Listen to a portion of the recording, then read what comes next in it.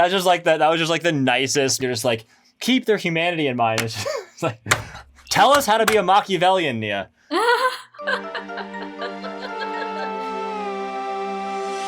Welcome back to Storytelling Deconstructed. Today is going to be a little bit of a different format. We're going to be experimenting a little bit. We're not going to be analyzing a movie or a TV show today. Instead, we're going to be talking to a friend of mine, Niyanta Acharya, who is a great writer, really cool person, one of my favorite people I've met in Hollywood. And relatively recently, like in the last year or so, she placed highly in a contest and got a manager and an agent and has been making her way through the pitching process, etc. And so I thought it would be cool to talk to her as somebody who is relatively fresh to that world about her experiences and what she's learned. I do want to add a little bit of a preface here, which is that I did end up playing a little bit of devil's advocate at the end and pushing back a little bit on what she was saying. Hopefully it wasn't too much. I have a ton of respect for Nia, and I think we had a really interesting conversation.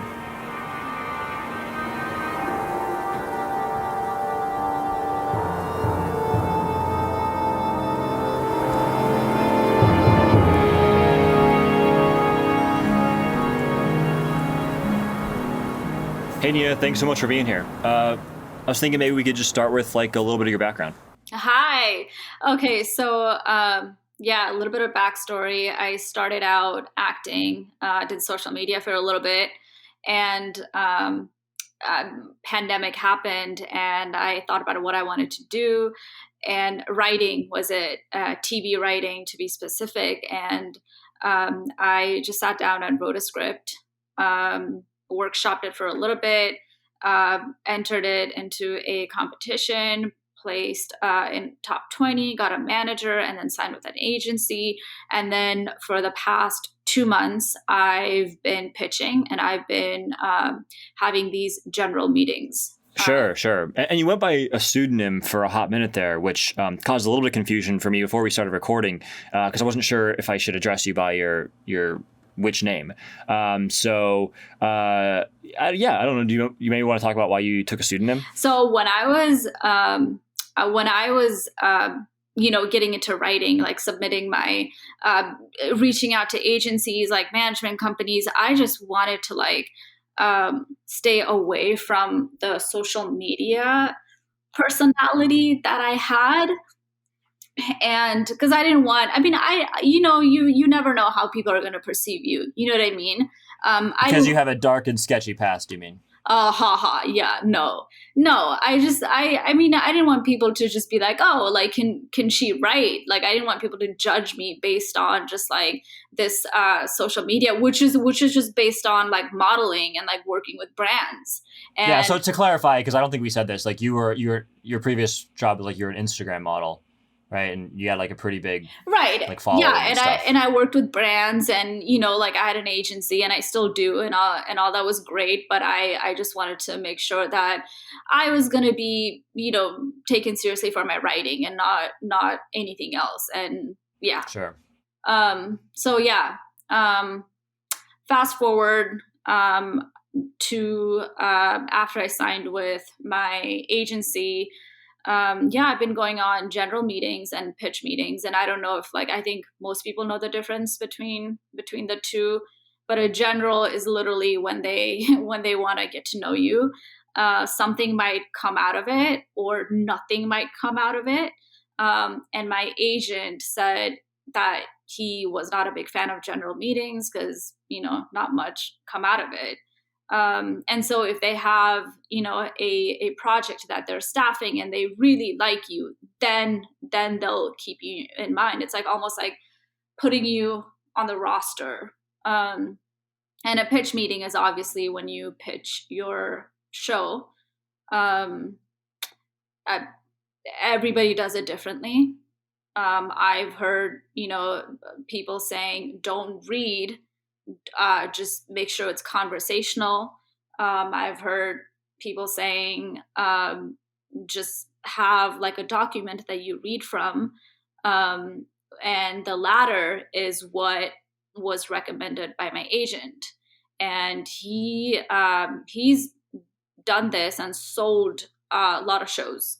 So he has this formula that works for him.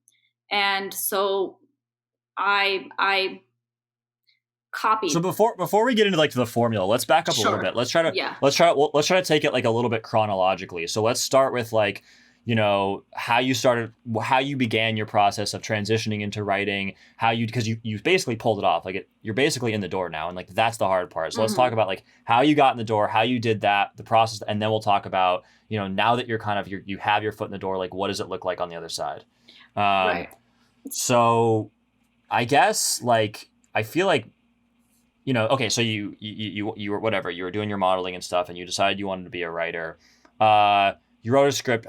How many scripts did you write before you, I guess, landed on the one that was the one that sort of worked? Okay, so all right, so let's clarify, because how I'm putting it, it sounds like I just woke up one day and I was like, I'm gonna write, and then I did, and Right. lucked the Right. hell out. That's how it sounds, Yes. right? Yes, No, it sounds like everything you do is effortless.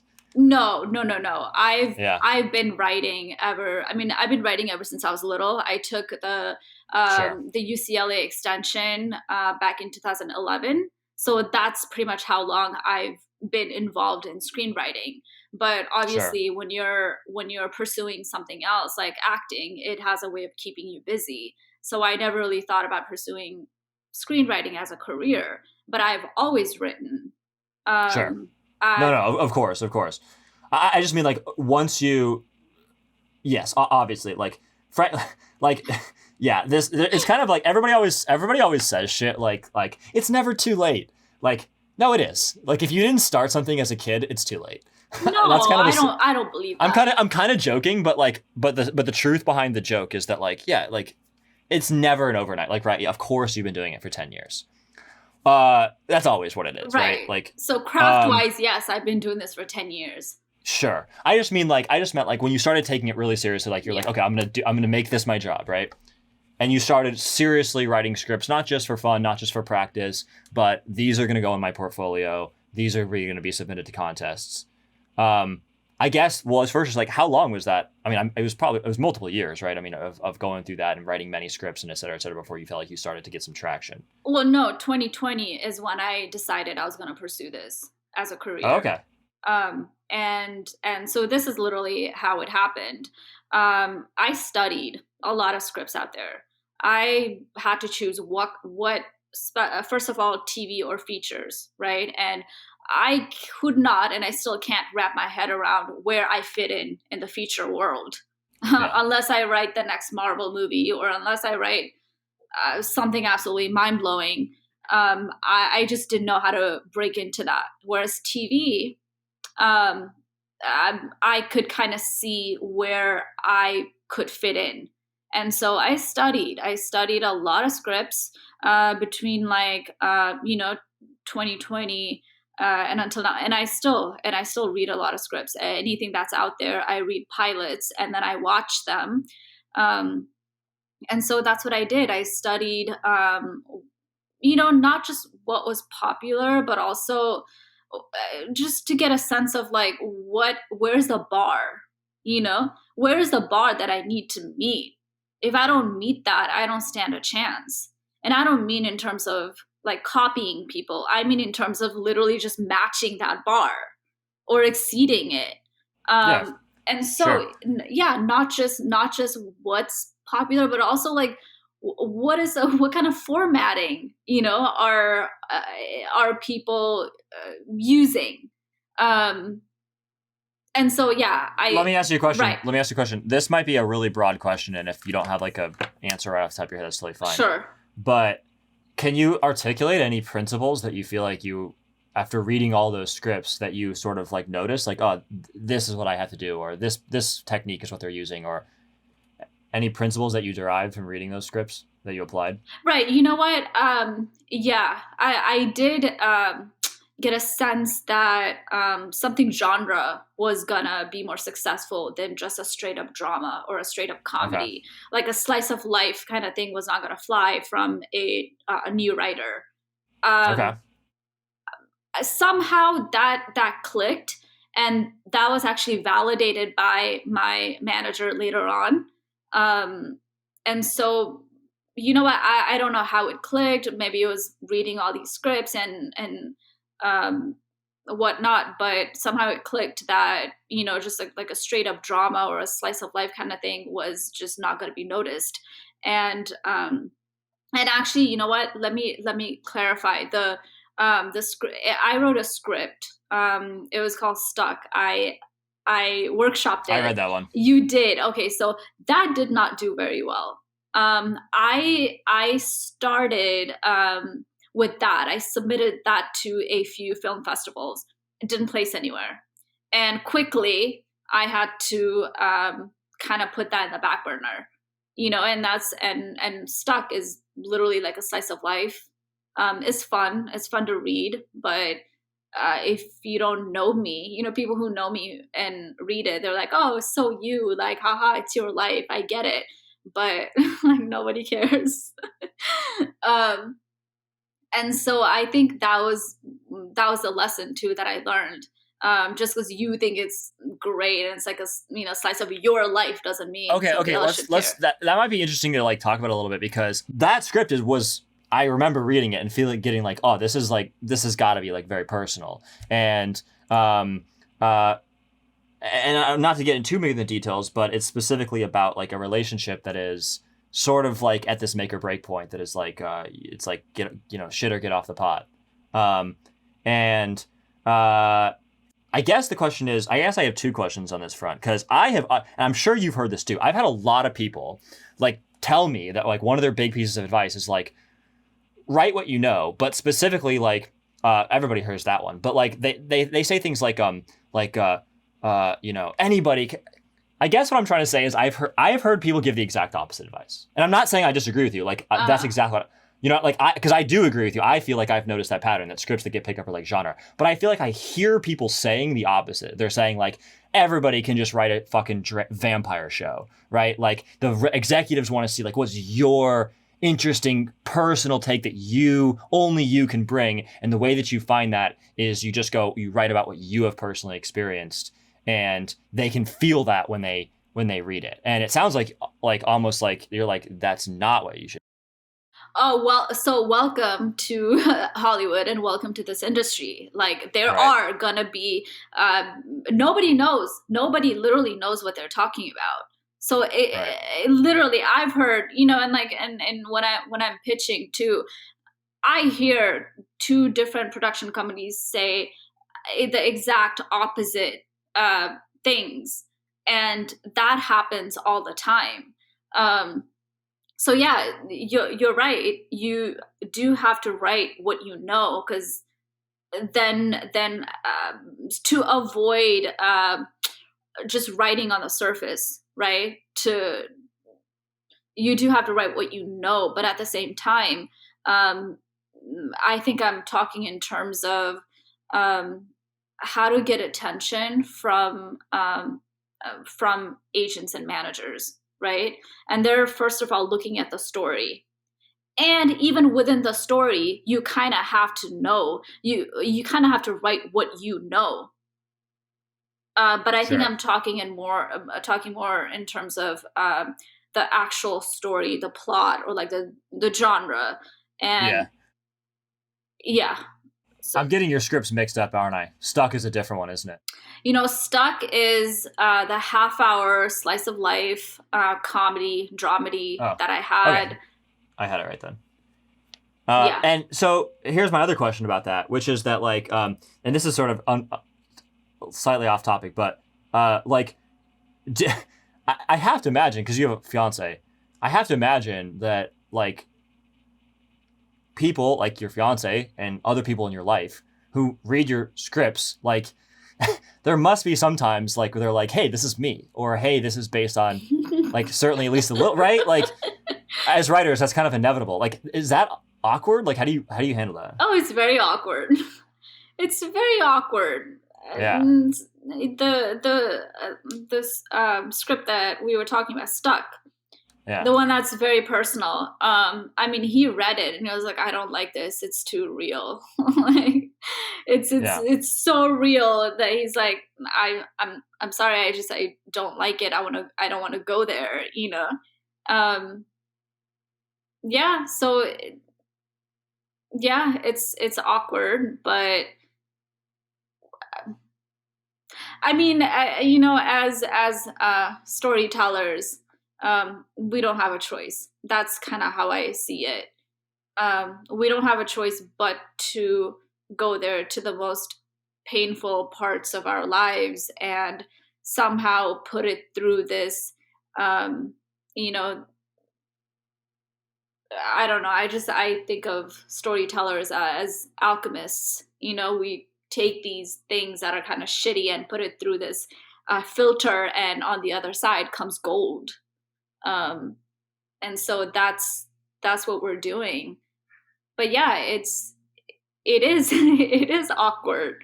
It is, Well, the especially. worst too is I feel like a lot of times people see themselves in my scripts, even if was not the intent. Even if it's like, no, it genuinely was not inspired by you. They're still like, oh, this is totally me. And it's just like, okay.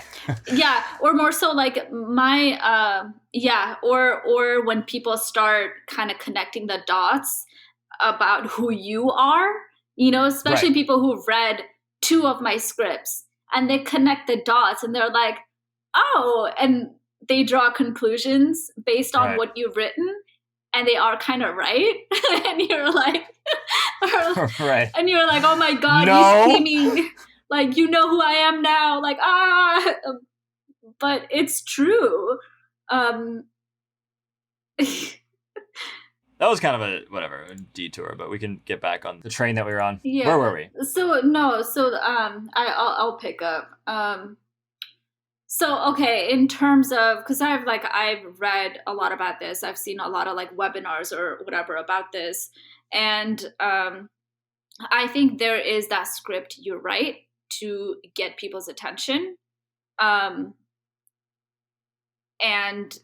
I think that's pretty much what I did. And is that script that you write to get attention?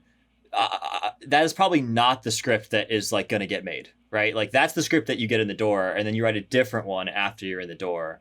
Like it's like a different game to get in the door than it is after you're in the door, right? You know what? Yeah, I think so. I think that's been my experience. It's been mine as well. Yeah, because the script that I wrote to get attention, my agent loved it, that we ended up writing a pitch for it, and I am pitching it, but my instinct is just like, this is not it. And there's a second script that I wrote. I think that's going to be it. Yeah. Whether the second script gets me staffed or, we pitch it and we sell it, it doesn't matter. I really feel like the second script is going to be it.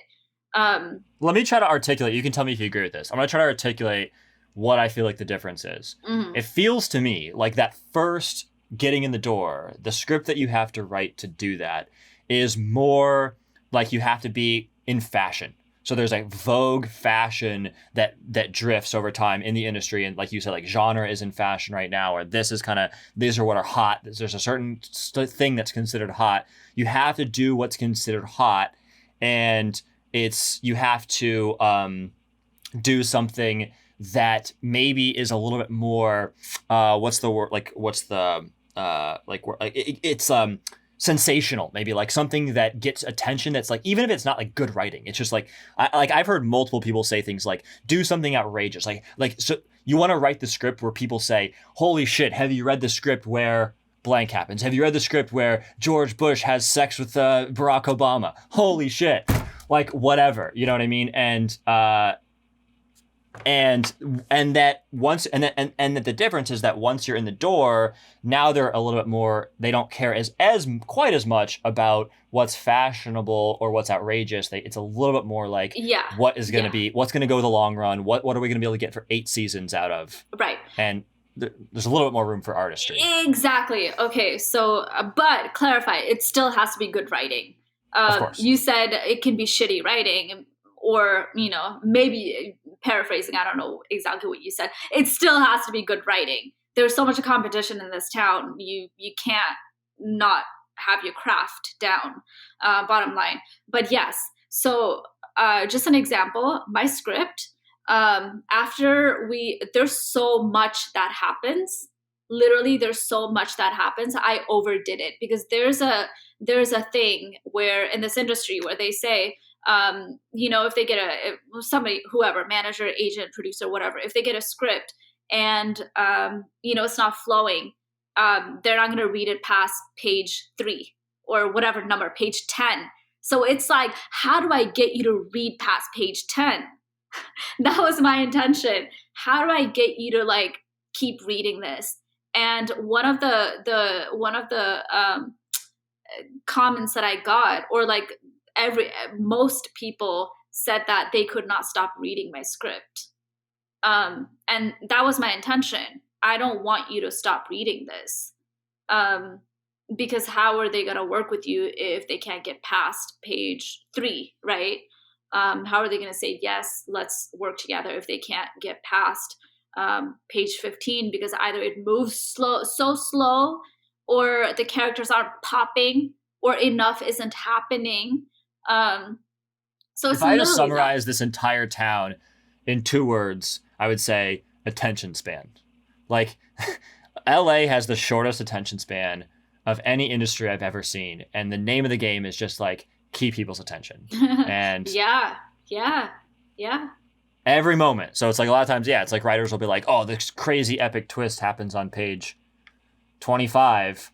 And it's like, dude, they're not getting to page 25. No, not until you earn it. If there's something sustaining it until page 25, if they get past, if they get to that point. But think about it though, it's not just this industry. Like, you start watching something and it's not moving fast enough, or it's not flowing for you. What do? You have an option. How many TV shows? There are about 400 something dramas out there. You will stop watching it, right? It's not like we're not in the 80s anymore, where there's literally 3 channels or however many they had, and you had no choice but to sit through this TV show until it was over, because that was your only choice. That was your only option. Now, you're gonna start watching something else, or go on TikTok or YouTube or whatever. So everybody's fighting for your attention, right? And it is the same way. You kind of have to do the same thing when you're writing a script. That's the initial phase of making somebody, or I guess like making them believe that you're a good writer. You're already a good writer, yes, but then you have to make someone else believe it, and for that they have to read not just like a couple of pages of your script. They have to read the entire script for them to know that you're a good writer. And for that to happen, you do have to utilize certain techniques. And so when I wrote my script, What Happened to Mary, that was the one that placed, and that was the one that helped me get with a manager and agent. There was so much happening that we had to cut out the beginning pages and the end pages when we were writing the pitch, because we were like, okay, this is a cool pilot, but it makes no sense for the entire series. For the entire series, it's almost a little too much. So let's cut that out. But the parts that we cut out, that's what made it a cool pilot that people kept reading. And I remember the feedback was, I was like, what the heck is going on? I wanted to keep reading. I wanted to keep finding out. And yes, that was the intention. Sure. So it sounds like, let me, I don't want to put words in your mouth. So let me say it like this. If you had to, here's what I want to say. When it started to work, so did you win a contest, or like, did you get like semifinals or something? Yeah. Top 20 semifinals. Yeah. Okay. So you placed pretty well in a contest, and you got your manager and your agent, and then they, then you started having a relationship with them, and they started presumably reading more of your scripts. Did you hear anything like surprising? Like, was there any differences between the feedback they gave you, or the encouragement they gave you, or the scripts they told you to focus on and said that they liked? Was there any discrepancy between that and maybe what your expectations were, or what you thought you were doing well, or the scripts of yours that you liked?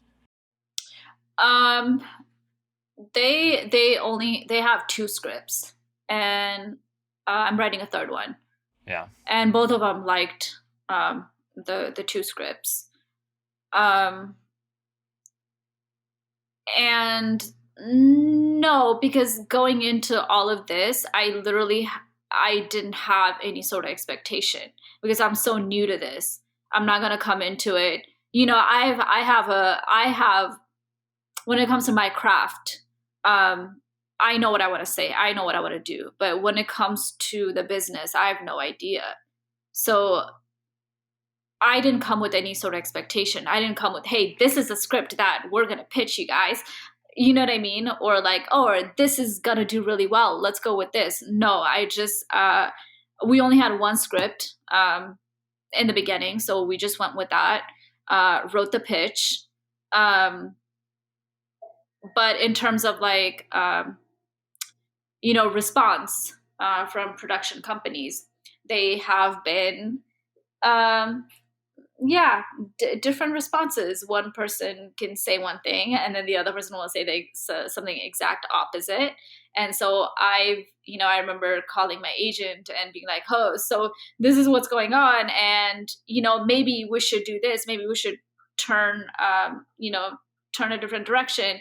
And so he was just like, if your shit's good, your shit's good. That's how he talks. and I appreciate it. It's like, if your shit's good, your shit's good. And he talks like really fast. and I'm like, oh, okay. So that means just keep doing what you're doing. And that's it. Yeah. Erik and I we always joke because seems like people in Hollywood always give advice like, they'd be like, just keep the tension up, baby. Just keep the tension up. That's all you gotta do. Just keep the tension up, baby. Like, because I feel like that's how a lot of like people in Hollywood talk. Like, they don't intellectualize it. They're just like, yeah, man, just keep it hot. Just do it. Just write hot shit, man. Like, and that's it. Like, there's no deeper because they thought. don't know. No one knows what's gonna do well. Yes. Like nobody knows, and like they don't even know what they want to produce until they read it, and no, they're not going to be able to put it in words why exactly they like the script or why exactly they want to produce it. It's just, as a human being, something clicks within them, right? So it could be personal, it could be, God knows what. But yeah, it's because no one really knows what's gonna do well. Totally. I think that's absolutely right. They have no idea.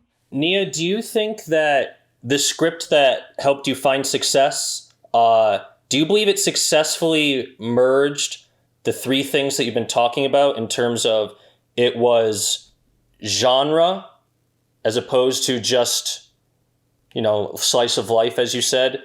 It had the techniques that got people to read past page 10, but also was true to yourself and had your personal writing voice.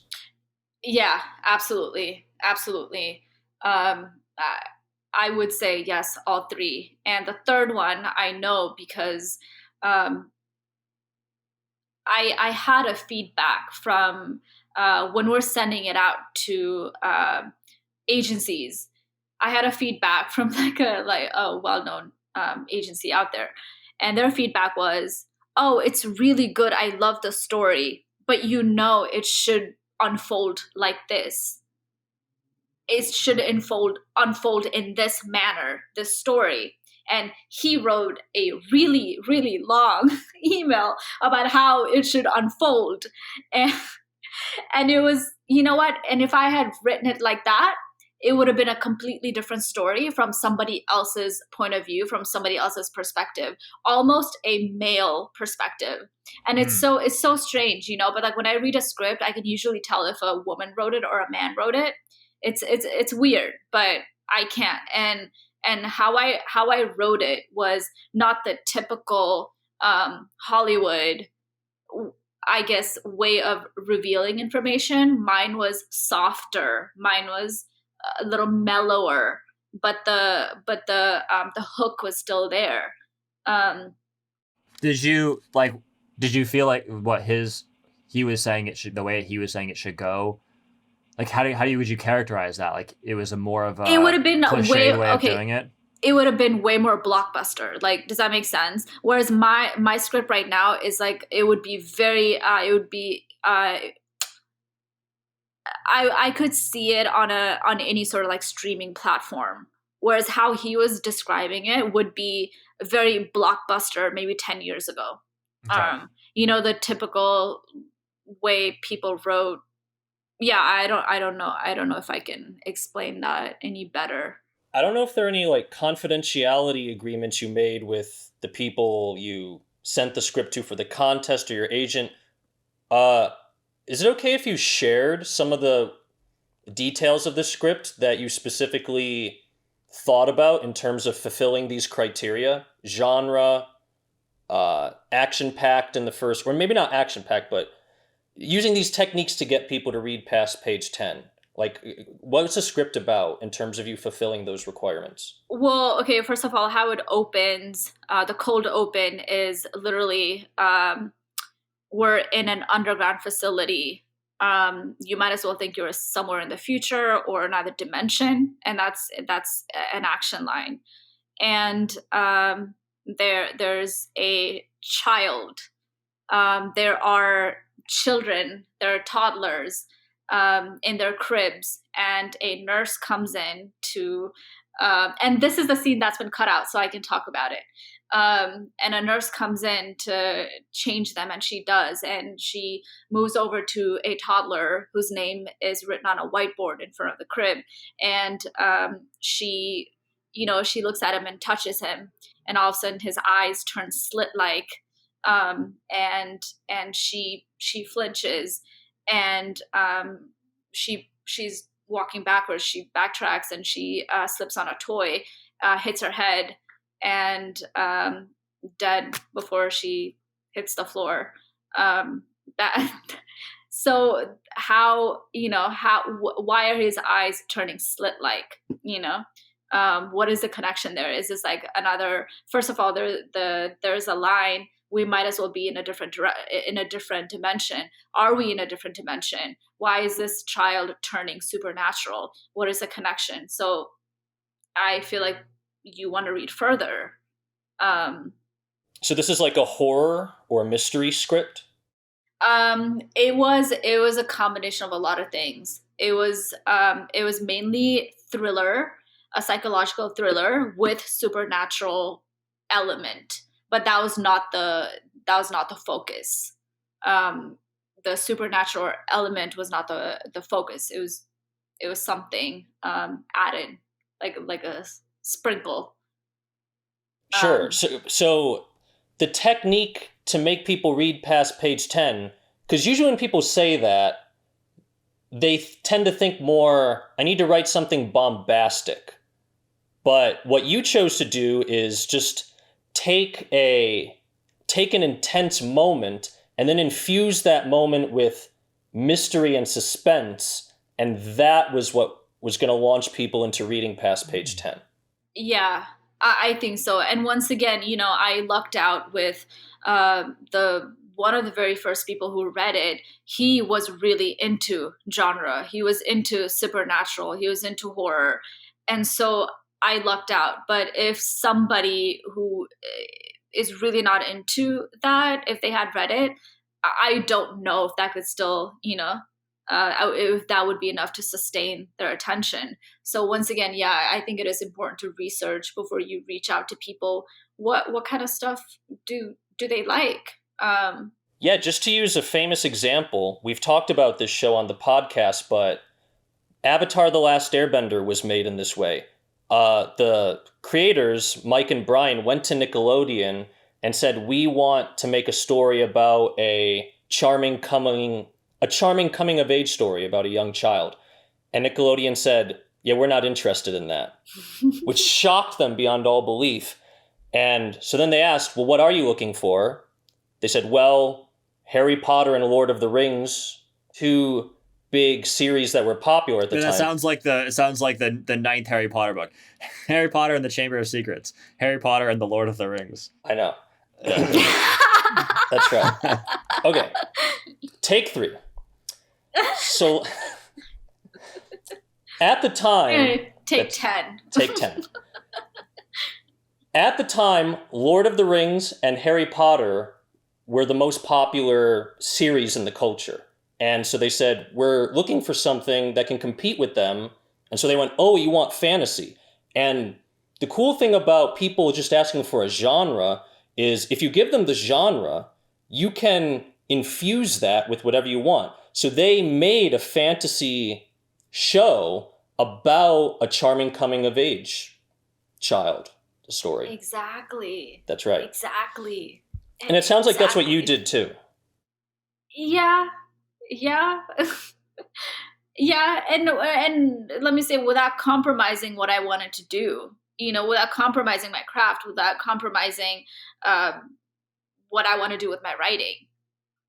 And that is something that you have to do. Yeah, I mean, and now I'm learning how to do outlines, because if you want to do TV shows, you have to learn how to write an outline. You can't just be like, oh, I just sit down and I write. And that's pretty much how I wrote. I had to really force myself to do an outline, and it was very unnatural for me. It did not feel right, to the point where for my third script, when I did the outline, I started writing, I just had writer's block. And it was like really frightening, because I'm like, what is happening to me? Like, because usually when I sit down to write, I write a script in like 2 to 3 days. It just flows. But then again, you can't put these like roadblocks in your head, like, oh, I can't do an outline. I can, or it's gonna, or I'm gonna have writer's block. Like, how are you gonna work? How are you gonna work on a TV show? So it's like you can't create obstacles for yourself. Yeah. So your previous writing style was achieved by just being in the flow state and letting things come out naturally. But now that you're actually have your foot in the door and you have to plan things long term, that's a new, like, are you saying you've never planned something out like in a large scale in that way? This is the first time, or it's been a while? I'm saying I've never done it. Oh, wow. And you're doing it differently now because you feel like that's necessary to achieve the level of polish that you need. Is that right? Because it's a skill set that you need to have. I honestly don't know if it's aiding in my craft or not yet, but I know that it's a skill set you have to have, especially if you're going to work in TV. Sure. Yeah. I was thinking maybe we could just talk maybe a little bit more now about like the pitching process and maybe some of the ups and downs of that, dealing with rejection, how that looks, what that feels like, things like that. Dealing with rejection, what that looks like. Me with my laying in bed with the cover over my head. Why me? Why me, God? Why again? Yeah, it's. I think that people probably already hate you listening to this, simply because even when you tried to be like, no, guys, it wasn't super easy. I worked really hard. I worked for a year. People are probably like, they probably already hate you because it sounds like you're just so effortlessly talented and everything happens easily. So right, like what is success? What is that saying? What's success? Preparation meets luck, right? The luck factor had to be there. I'm not gonna lie, I did. My stars aligned or something. Yeah. I believe in astrology. I think my stars were aligning. I know for a fact they were because I checked. but also, if the preparation wasn't there, it wasn't going to work out. But anyway, okay, so let me let's talk about the rejection first, because that's important. Yeah, it happens. It happens, and I feel like if you want to be in this industry, like, you kind of cannot have any sort of expectation, and you cannot be entitled, because you're going to be going to therapy for a really long time if you have some sort of entitlement, or if you're like, I'm so talented, like I have, I see well, it's okay to have a vision, it's okay to have a vision. I see myself writing for a TV show. I see myself having running a show in 2 years, whatever. It's all good. But be prepared that it might not happen, because not everybody gets to do this. And that's just been a really harsh realization for me for just acting, writing, everything, for being in this industry, period, right? Not everybody gets to do this. There are, and I might be wrong, like in terms of numbers, but initially my mom wanted me to go to law school and I didn't. But, and I was telling my mom, like, listen, there are 1 million lawyers in this country and there are only 5,000 working TV writers. But how many want to do it? Probably 1 million, or at least not like a couple of 100,000, right? And so that's just the reality of it. And, going into it, pitching, it's an experience, but it's still my time, so I'm only human. I'm investing so much of my time. I want something in return. But at the same time, you can't have an expectation like that, because it could go either way. Let me ask you this question. So, because I don't want to get, there's probably not a ton of a point in like going too far to like what the pitching process looks like, because it's like, by the time you're at that level, you're going to have people to explain that to you. So like, but here's something that I don't think probably very many people think about. Which is that, like, how do I say this? Like, every microculture has its own quirks and the way it works.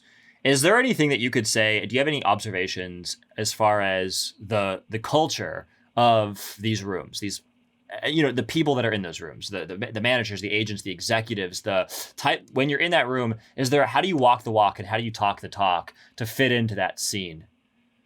Oh, they're people. They're human beings. And literally, that's what you have to keep in mind. They're human beings. What? No, I'm just sorry. That was just like the nicest, most like, that was just a really like humanistic, you're just like, keep their humanity in mind. It's just like, tell us how to be a Machiavellian, Nia.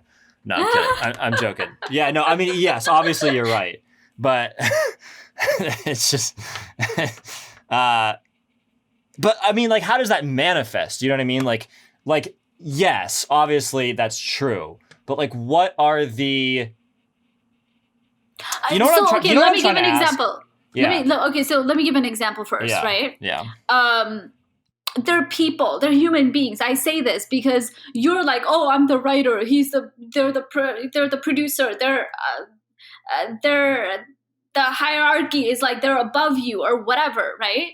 But like one of the pitches that I pitched for about an hour and we talked and they called my agent and said, so what does she think about me?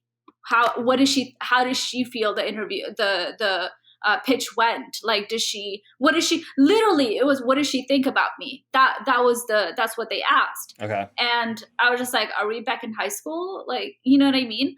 And this is why I say they're people. Right. You might be thinking, oh my God, what are they thinking about me? But they might be thinking the same.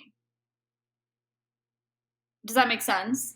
Yeah, sure. So that's why I say they're people, and at the end of the day, they're looking for a good story. They're looking for somebody they want to work with, somebody they like. Sure, but like let me ask a slightly different version of that question, and like, are there any and maybe your manager or agents warned you, or maybe not. I don't know, but I'm just probing here. So maybe there's nothing worthwhile talking about here, but.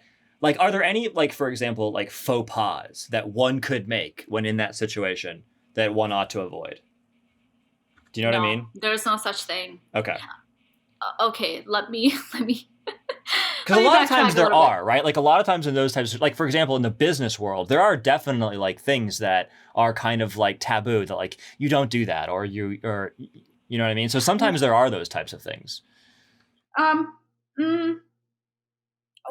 Give me an example though. Like, what would be a faux pas? Like if you walked into a meeting with a producer or a network, what would be something that'd be like, oh, let's never work with this person ever again. What do you think? It just, I'm not sure if I haven't. Well, I haven't personally done the pitching process yet, so I don't. That's why I'm part of why I'm asking you. So I don't know if I can speak to that particular world in that regards, but I could give examples from other worlds. I mean, you know, let me try to think of one off the top of my head. Like for example, okay, I mean, so you know, in the world of like business and negotiations and you know, the like the boardroom meeting type of world. There's like a little bit of faux pas. Like if you're in a business negotiation and you talk about money too fast or the details of the money, that's definitely like a little bit of like a whoa. We're supposed to make some small talk first, and we're supposed to, you know what I mean? Then we're supposed to start talk about the big picture stuff first, and at the end of the meeting, that's when you talk about kind of like the figures. I see. Okay. So I guess it would be something like, don't say, oh, so are you going to hire me? Like, okay. Or, you know what I mean? But that's like, that's, everybody knows that, I would think. Sure. But in terms of like, okay, I don't know, in terms of like, I mean, all my meetings have been over Zoom, except for one. So I don't know if there's such a thing like, don't go shake their hand, or I know it's like COVID time, so I nobody's even shaking. I guess I didn't realize that they would be doing them over Zoom. I mean, duh, but like, it's all over Zoom. It's all except for one, and that was like incredible. Just getting to like be in front of somebody. I was like, oh, right. This is so nice. You're a human being, not somebody on my computer screen. Right. You like touch their face to make sure. Yeah. Just to expand on what Cody was saying, because I don't know if this has any specific faux pas, but anecdotally, I've heard a very common Hollywood experience is you're in the exec's room and they're praising you and they say, we loved your script, you did a great pitch, and we look forward to talking to you soon. And then you leave thinking you aced it, and then they just ghost you. And that's a traumatic experience for a lot of people. You probably don't have experience with that since it sounds like you've had a ton of success, but people are wondering how to avoid that. Yeah, I mean, ghosting is a thing, but that literally just means that they don't know how to tell you why they don't want to work with you. Does that make sense? Because there's really not a reason. Like they just know something didn't click and the project is not for them. So, but they can't give you a reason why. And I think that's why. But so I have had that experience. So when they when my reps sent out my script, those who did not want to hear the pitch took the general meeting, right? So those who are like, yeah, this project is not for us, we don't want to mess with it, but we do like her, we like her writing, and we want to see what else we can work on with her, and we'll take the general. And so that's what did you talk about in those general meetings? Oh, dude, everything. Like just like one human being to another. That's how it starts. Anything from like what's going on right now, how we're dealing with it, just personal stuff. I think you seem like you're pretty like chill socially, like you handle those situations pretty easily. I think a lot of people would be absolutely mortified by that.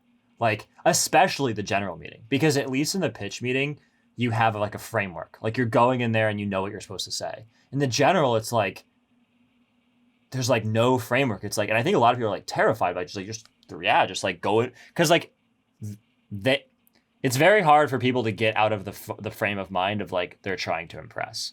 And they're like, so they're thinking about like, what do I say to come across right and not be considered a weirdo and not be, whatever, not to not fuck up and like, how do I, and like that idea of just going in and just going with the flow is like unthinkable.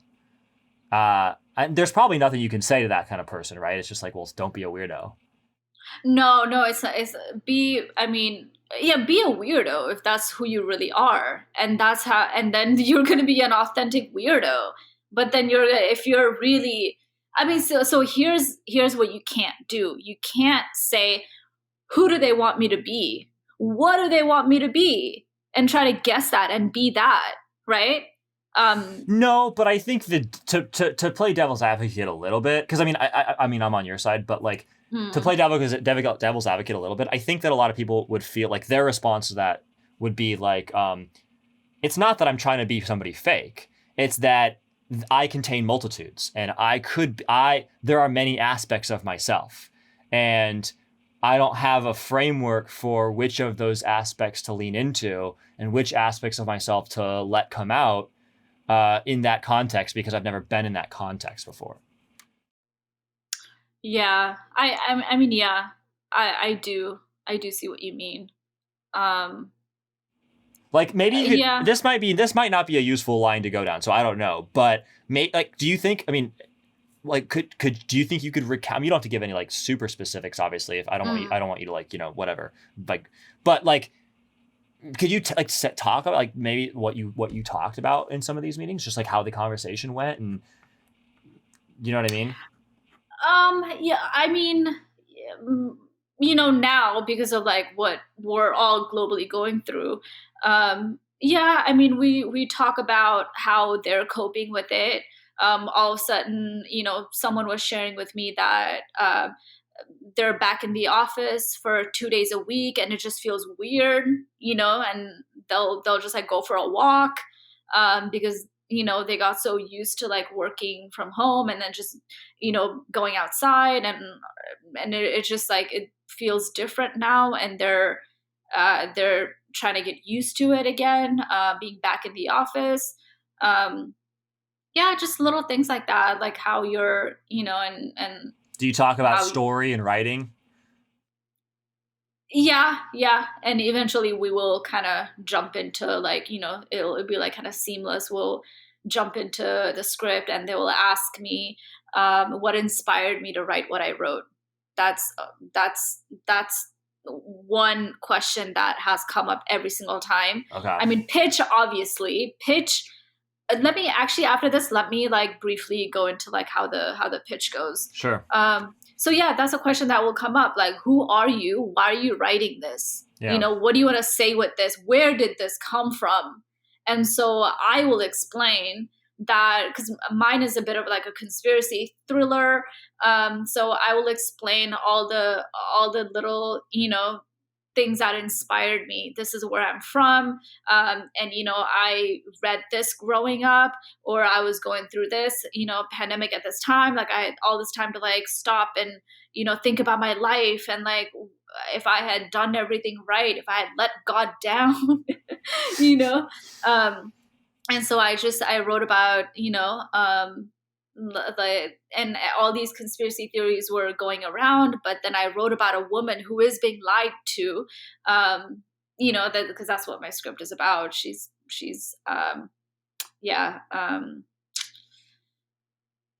so, and in terms of pitch, that's how you start out. Pretty much, why are you writing this? Why you? What inspired you? That's the introduction. And that's the most important part, because that's what lets people know who you are, and why the story is personal to you. And then obviously you go into characters, and then you go into season 1, and then the rest of the series. So that's pretty much like how the structure of the pitch goes. Sure. But in terms of going back to the general, yeah, it will come up why you wrote what you wrote. So it has to be something meaningful. Even if the answer was, I just wanted to get attention, I just wanted to write something really cool and like get attention. There are layers, right? The story was still personal to me. You can still write something genre and like, cool or whatnot, but have it be something meaningful to you. And that's something that's always going to come up. Why you? Why should you be the one to write this? Is the subtle implication there that like even if they like your story and they don't like you, they might just like take the story and like hire somebody else to write it? I don't think so. There's too many too many like paper trail. There's too much for them to like.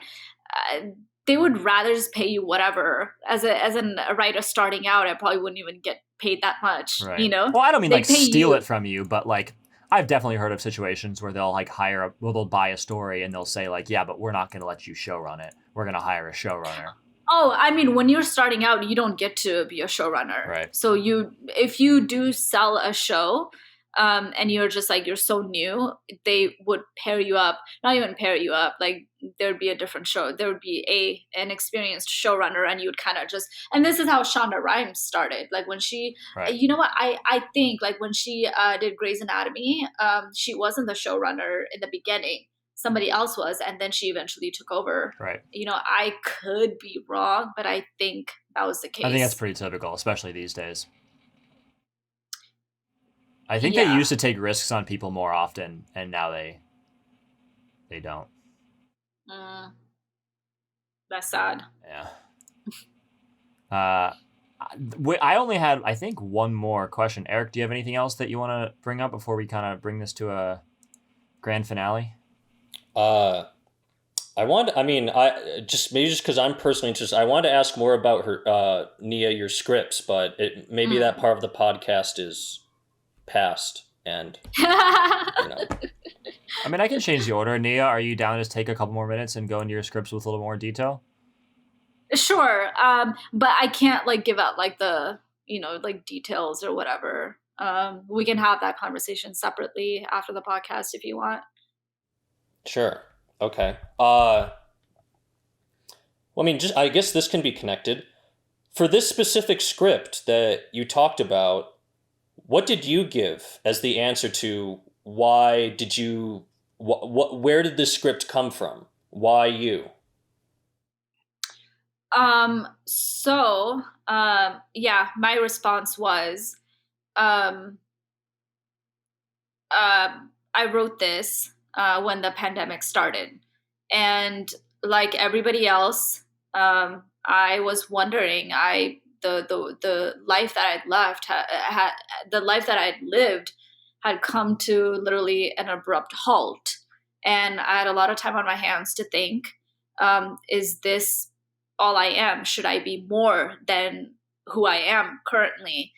Am I something more? And yes, there were also a lot of conspiracy theories, going around at that time. And conspiracy theories have always existed. But for some reason, 2020, it just took on a bizarre turn. And I think that's because, it's easier to believe that someone else is holding you down rather than whatever you have or don't have could be your own doing, right? And so I wrote about a woman who is in fact being lied to. She wakes up every day in a house that isn't her own. She looks at staged photos of herself with people that she has no connection with, that she barely recognizes, and she's being told this is who you are, when in reality she's not. She's something completely different, something completely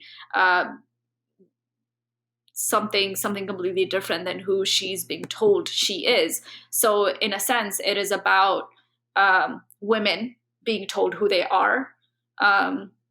It's about your identity, how she eventually finds her identity, how she eventually finds out who she really is.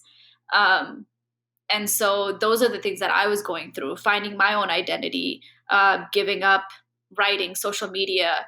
I spent a while building my social media. That's what I thought I wanted to do. And it just came to a point where it just seemed so shallow to me. And I couldn't even like get myself to like accept, even like paid jobs. I found myself like really not wanting to be a part of that world. And so I was trying to find my identity. And so that's how the story happened. And this entire story, at the core of it, is about a woman finding her identity. The plot line is there, cool things happen, but what's what the core, the heart is, that here's a woman who's being told she is something that she's not. And how does she eventually find who she really is? Yeah. Sure. And then these are a couple of things going back to things we talked about earlier. This is your first foray into plotting a story out long term, having outlines. Now, this is something Cody and I talk about all the time in terms of like specific techniques that you can use based on our voracious book reading and movie watching, TV show watching. You can sort of, through osmosis, find these tricks that maybe people aren't conscious of using, but that work. Are you realizing those types of things as you do long-term planning for a story? And if so, what are they? What do you mean, like tricks? Like structure? Structure tricks, like ways to align important story beats with something that's going on internally with character. Well, quick clarification here. I think, Neil, when you say an outline, you just mean outlining the pilot before you put pen to paper, right? You're not talking about outlining future, like seasons, right? No, yeah, outlining literally just the pilot before writing it. Oh, okay. Yeah. Sorry, I misunderstood then. Right. So the other part would come much later, but I have learned that you can't just write a cool pilot. You do have to be able to turn it into a series in case somebody's like, can you write a pitch? Because when I wrote my pilot and then my agent was like, let's write a pitch, it took me 6 months. 6 months of absolutely not knowing how to connect the dots and how this little cool thing that I wrote was going to sustain multiple seasons, because that's what they want. And so that's what I've learned. You can't just write a cool pilot. You do have to kind of in the back of your head know how you could sustain it for multiple seasons. And you have done that with this script that you're working on right now. I have done that. And it was very difficult, but I have done that. And I've heard different production companies say different things. Some of them were really surprised that I had it all. I was so prepared. And some of them were like, okay, that's really cool. But also, they were open to collaborating, as in, writing the pitch together.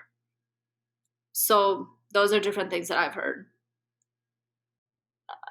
So yeah, I do want to wrap this up with, once again, being a human being and realizing that all these people are just people. They're human beings. And you can't see, when you start thinking in terms of what's the faux pas that I should not do, or how should I not behave, you automatically become a robot. You just can't think in terms of that. Like, whoever you are, absolutely, whatever aspects you have within you, people have different aspects, I get it, but they're all beautiful. None of them, it's not that one of them is going to come out and it's a monster and then the other person's going to be like, oh, let's never hire this guy again. You can't think of yourself like that, you just can't. Whatever aspects you have within you, they're all fine. Yeah, that is a beautiful thing to say. I'm gonna be totally 100% honest with you right now. Okay, I'm being super honest right now. That is hot girl privilege, is what you were saying right now. Seriously, I'm dead serious. Like, that is like there are like weird, ugly, autistic men who have not had that experience of life. Like, there very much are aspects of themselves that they have to express, and they've been like shut down hard for that and punished for it. So like, I hear what you're saying for sure, but there is another like side of that. That's unfortunate, and I still want to say that that's not true. Like, fair enough. I still want to say that's not true. I don't know though. Fair enough. Yeah. I mean, yeah. Well, cool. I mean, that might be a good place to start to wrap it up. Nia, thank you so much for being here and sharing your thoughts and experiences with us. I think it was hopefully pretty illuminating. The way it kind of works is I will edit this. That usually, if I'm being honest, that usually takes a while, like probably multiple weeks. And then I'll send you a link, and I won't upload it until like you stamp your approval. I mean, it's fine. Like, honestly, I don't think I said anything that I'm like, oh, well, I could edit it. Ashamed of. I could edit it so it makes it sound like you're saying horrible stuff. Oh, God. Oh, I see. I mean, I probably won't since we're friends, but yeah. Cool. Well, let's stop recording. Anything else? Anybody want to say anything else before we stop? Everybody feel good? I mean, that's it. I still stand by, be a human being. Everything you have within you is beautiful. No, I like it. That makes me feel that's it. warm fuzzies. Yeah. I don't think I'm not. I was playing devil's advocate a little bit. Like I don't obviously like disagree with that sentiment. Like it's obviously a good sentiment. I can hear the neckbeard like in our audience at home going, ah! But don't be a loser. Then problem solved. No. No. I'm joking. Oh boy, Cody. We kid, we joke, we tease, we love. Yeah, no, I mean, I like that. No, that was some real shit. I appreciate hearing some of those more specifics. And like, I definitely think that like, the like being comfortable with the fact that like it is about you. Like this meeting is for you, and like take charge and take the front, and be okay with being a little bit assertive and making it about you. And if they're not paying attention, like you can address that and try to, not to obviously do it in a douchey way, but like you can change your method of communication to try to make sure that like they're engaged and you're having the meeting that you want to have. To a lot of people, they struggle with those sorts of things. And, so I think reinforcing that kind of thing is helpful. Thank you so much for being here, Nia, and you're welcome back anytime. I hope that maybe you'll come back and we can do a more traditional episode where we analyze a movie or a TV show.